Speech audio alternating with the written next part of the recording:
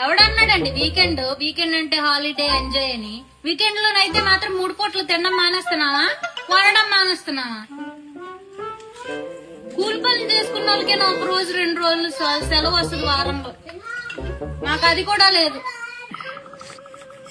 ఇంక యమలోకానికి వెళ్ళక్కర్లే, నాకు ఆల్రెడీ 2 యమభట్లు 1 యమధర్మరాజు ఇంట్లోనే ఉన్నారు.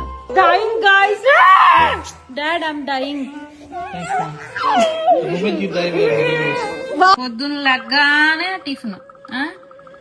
టిఫిన్ చేసుకొని తినిపించుకునేసరికి మధ్యాహ్నం లంచ్ టైం, మళ్ళీ దిక్కుమాల వంట చేసుకొని తినేసరికి స్నాక్స్, ఈవినింగ్ టీ టైం. ఒకడు కారంగా ఉంటే తిండు, ఇంకొకడు కారం వేయకపోతే తిండు.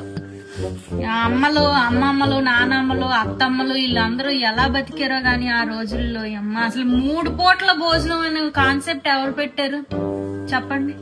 2 పూటలు తింటే బతకలేమా? ఈ ట్రంప్ కి చెప్పాలి అర్జెంట్ గా ఈ వేసవి సెలవులు 2 నెలలు తగ్గించమని. 1 నెల చాలదా? ఈ హింస 2 నెలలు పడాలా?